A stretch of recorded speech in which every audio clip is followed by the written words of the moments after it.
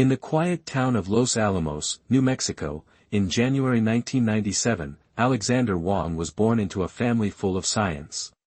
His parents were immigrants from China, both nuclear physicists working at Los Alamos National Laboratory. The town is famous for the Manhattan Project, where the United States developed the atomic bomb during World War II, and the atmosphere of science and innovation is deeply permeated in the environment where Wang grew up. His name, Alexander, is missing an E, which he later revealed in a podcast that his parents deliberately chose in pursuit of the lucky number 8, associated with wealth and prosperity in Chinese culture. This attention to detail and expectations for the future seemed to have destined him to an extraordinary life from the moment he was born. Wang's childhood was full of the joy of mathematics and programming. He began participating in national mathematics and coding competitions in the 6th grade, showing extraordinary talent. He became a finalist of the U.S. Computer Olympiad in 2012 and 2013, was selected for the Mathematical Olympiad program in 2013, and joined the U.S. physics team in 2014. His daily exercise is mathematics. He once said with a smile in a podcast, "My exercise is mathematics." This love of logic and problem-solving allowed him to show his unique talent early. At Los Alamos High School, he graduated a year early, and then couldn't wait to go to Silicon Valley to pursue bigger dreams. At the age of 17, Wang had already found a job as a software engineer in Silicon Valley and joined the wealth management company Adipar. Later, he worked as an engineer at the question-and-answer website Quora, where he met Lucy Guo, who later became the co-founder of Scale AI. This experience exposed him to the entrepreneurial culture of Silicon Valley and made him realize that the real opportunity lies not in working for others, but in creating his own business.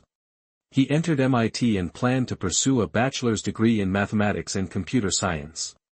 During the summer vacation of his freshman year, when his classmates were busy applying for internships at top companies, Wang made a decision that surprised everyone after a conversation with Eric Wu, CEO of OpenDoor, drop out of school. He was going to Silicon Valley, to the place where he could really turn code into real-world influence. He later wrote in his blog, "I knew that if I didn't take the risk of becoming an entrepreneur at this perfect time, I would regret it." He also talked about it in a YouTube podcast in 2023, "I believe in the value of innocence. Entering an industry with a blank slate and not being bound by inherent difficulties can make you achieve great things." This courage to break the rules became the cornerstone of his future success. In 2016, 19-year-old Wang co-founded Scale AI with Lucy Guo. Their initial ideas were not clear and even a little whimsical.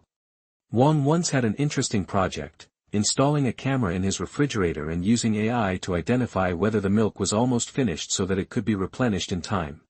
This seemingly insignificant attempt unexpectedly made him encounter a huge but generally ignored pain point in the field of AI data. He realized that no matter how sophisticated the algorithm is, without enough and high-quality fuel, that is, labeled data, the AI model is just a pile of scrap metal. This discovery illuminated his entrepreneurial path like lightning. Its business logic sounded simple and almost naive at the time. When everyone was obsessed with building more complex AI algorithms, Scale AI chose to do the most basic, arduous, and indispensable work, providing high-quality manually labeled data for AI companies. They are like the gold diggers and shovel sellers in the AI era. Self-driving cars need to identify pedestrians, vehicles and traffic signs on the road, drones need to distinguish between buildings and vegetation on the ground, chatbots need to understand the subtle emotional differences in human language. All of these require massive, accurately labeled data for feeding and training. Scale AI's profit model is essentially to build an efficient data factory. It has developed a set of complex software tools and quality control processes, and then distributes data labeling tasks to hundreds of thousands of taskers around the world through its crowdsourcing platform called RemoTasks, most of whom are located in the Philippines, Kenya and Venezuela. This human-machine collaboration model not only utilizes the efficiency of machines, but also relies on human cognitive ability to handle the most complex edge cases, and ensures that the accuracy of data labeling is as high as 98% or more through multi-layer audits, consensus mechanisms and other methods. This seemingly labor-intensive model has exploded with amazing energy because it accurately meets the rigid needs of the AI industry. The road to entrepreneurship is never smooth. Initially, they tried various data types, but none of them made waves in the market. The real breakthrough came from the rise of the autonomous driving industry. General Motors, Lyft and other companies became their early important customers, and these customers had an almost crazy demand for accurate image and LiDAR, laser radar, data annotation. Scale AI seized this opportunity and quickly gained a foothold in the industry. Wang's entrepreneurial journey was not smooth. He and Lucy Guo parted ways in 2018 due to differences in development concepts. Lucy left the company to focus on worker payment issues, while Wang was more concerned about the company's rapid expansion. Some contract workers have complained that Scale AI has delayed payment or canceled tasks, but the company said these situations are extremely rare and continue to improve processes. However, the real turning point came from Wang's trip to China. During that trip, he witnessed the rapid development and widespread application of Chinese AI companies in facial recognition and surveillance technology. This shocked him deeply and rekindled his deep-rooted Los Alamos complex. "I suddenly realized that this technology has become crucial to the future direction of our world," Wang repeatedly mentioned in later interviews.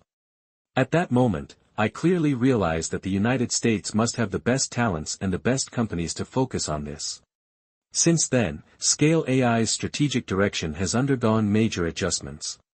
Wang no longer positions himself as a provider of commercial services, but has begun to actively tie the company's future to the U.S. national security strategy. He began to publicly call for the application of the most advanced AI technology in the field of national security. It is a moral responsibility. In July 2023, he said at a hearing of the House Armed Services Committee, "The competition for global leadership in AI has begun, and the United States' ability to effectively adopt and implement AI will define the pattern of future wars." He compared the AI competition to the arms race during the Cold War, and believed that the United States must stay ahead in the field of AI to counter the challenge from China. In January 2025, he further warned at the World Economic Forum that the shocking performance of China's DeepSeek model released on Christmas Day was comparable to that of the top American models. In his open letter to President Trump, he called for, "The United States must win the AI war." Scale AI therefore received a contract from the U.S. Department of Defense to participate in testing and evaluating the security and reliability of large language models in military planning and decision-making. This focus on national security has made him a frequent visitor to Washington, D.C., and he has established extensive connections with lawmakers and technology leaders. Whether this is due to a heartfelt sense of patriotism or not, the ability to so keenly combine the company's business expansion with the growing national security needs to bring the company a higher development ceiling reflects Wang's extremely sensitive mind and ability to seize business opportunities. His clear stance also makes Scale AI particularly different among the Silicon Valley companies that believe in technological neutrality, and has also won the favor of investment institutions such as Peter Thiel's Founders Fund. The influx of capital has made Scale AI's valuation soar like a rocket. In 2019, the company's valuation exceeded $1 billion, becoming a unicorn. By 2024, a round of $1 billion in financing led by Excel and participated by giants such as Nvidia has pushed the company's valuation to $13.8 billion. With his approximately 14% stake, Wang became the world's youngest self-made billionaire at the age of 24. In June 2025, Wang's career reached a turning point. Meta Platforms acquired a 49% stake in Scale AI for $14.3 billion, and the company's valuation jumped to $29 billion. As part of the deal, Wang resigned as CEO of Scale AI and joined Meta as Chief AI Officer to lead its superintelligence lab. "This opportunity is a unique moment for both me and Scale," he wrote in a memo to employees. He chose to continue to serve on Scale AI's board of directors to ensure the company's independent operation while turning his attention to Meta's AI ambitions. Behind the deal is Zuckerberg's anxiety about falling behind in the AI race. Previously, Meta's Llama 4 model performed poorly and lagged behind competitors such as Google, OpenAI, and DeepSeek, and Zuckerberg's extreme recognition of Wang's personal abilities. Zuckerberg called Alexander the most impressive founder of his generation, and gave him great power and resources to recruit the world's top AI scientists to achieve the ultimate goal of matching or even surpassing human intelligence. For Wang, this may be the best path for him to realize his grand vision. The success of Scale AI proves his deep understanding of AI infrastructure, and Meta's huge user data, computing resources, and application scenarios provide him with the ultimate testing ground for putting theory into practice. This is not only a gamble for Meta, but also a major bet on the development of AI. Wang's personal life is also eye-catching. He is a good friend of OpenAI's CEO Sam Altman, and the two were roommates during the epidemic. In January 2025, they attended Trump's second inauguration together, sitting next to each other, showing the close connection of the younger generation of leaders in Silicon Valley. Alexander's social skills are impressive, and Altman even joked that he should be a little restrained. He discussed the future of AI with Zuckerberg at his homes in Lake Tahoe and Palo Alto, California, and established connections with right-wing influencers and Republican lawmakers, demonstrating his wide influence across technology and politics. The surge in wealth has not changed him. He is still the young man who speaks very fast, thinks in leaps and bounds, and is full of urgency about the future. His interesting things are often related to his advanced thinking about the future. Among them, the most eye-catching and controversial is his view on having children. When he was a guest on a popular podcast, The Sean Ryan Show, the 28-year-old billionaire made a shocking statement that he was waiting to have children. The reason is not a busy career or personal choice, but he is waiting for a technology to mature, Elon Musk's brain-computer interface technology, Neuralink. When we have Neuralink and other similar technologies, those children who have them at birth will learn to use them in extremely crazy ways. Wang explained. He firmly believes that the first 7 years of human life are the golden period of the strongest neural plasticity. If his children can seamlessly access super-intelligence from birth, they will become the AI native generation in the true sense, and their cognitive and learning abilities will far exceed those of today's humans. This view of directly linking fertility with the progress of technological development sounds like a plot in a science fiction novel, but it truly reflects the values of Wang's generation of top technology elites. Human evolution no longer relies solely on slow natural selection, but can be actively and radically optimized and upgraded through technology. He explained in the podcast, the biological evolution of humans is far slower than the progress of AI. If we do not directly connect to AI through brain-computer interfaces, it will be difficult for humans to keep up with the pace of technological development.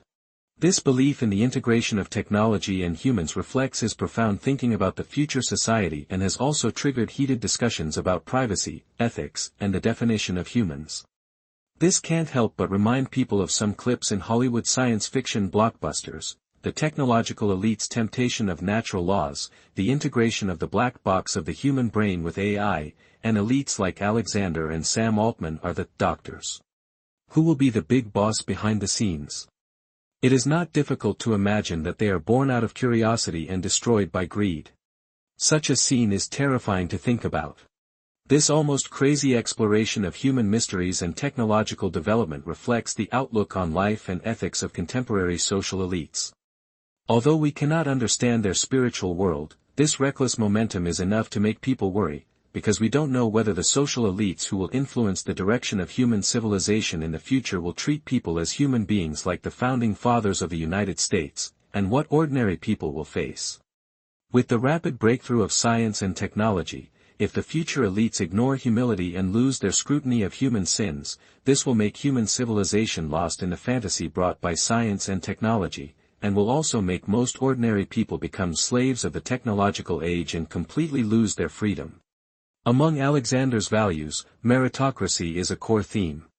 In June 2024, he announced that Scale AI officially adopted the excellence, and wisdom recruitment policy, emphasizing personal ability and character as the criteria for judgment, rather than other factors. He said in a statement, "We believe that people should be judged by their character and their talents, skills and work attitude as colleagues." This policy has caused widespread controversy, but it also reflects his firm stance on corporate culture. From a mathematical genius in Los Alamos to an AI billionaire in Silicon Valley, Alexander Wang's story is a legend of talent, courage and vision. His entrepreneurial journey at Scale AI has not only changed the landscape of the AI data industry, but also injected new vitality into the global technology competition. After joining Meta, he will continue to run on the track of superintelligence and explore the intersection of AI and the future of mankind. His choice, whether it is to postpone childbirth to wait for brain-computer interface or to regard AI as the cornerstone of national security, reveals a 28-year-old young man's deep insight into the future. His story tells us that true innovators not only create technology, but also redefine our relationship with technology and our imagination of the future, which is a strong driving force for the development of human science and technology. On the other hand, the passion of the technological elites in pursuing a better future can also make us worried. Technology is a double-edged sword. It can liberate people, but it can also re-enslave people. It can make people realize their limitations as human beings, but it can also make people arrogant and self-proclaimed as God. If the future elite class loses the ability to examine human sins, technology will create a torture device for people, an omnipresent telescreen, and an omniscient mind reader. At that time, whether in a democratic country or a dictatorship, the fate of the people will be the same. The above is some information and personal opinions I shared with you today. Thank you for your company.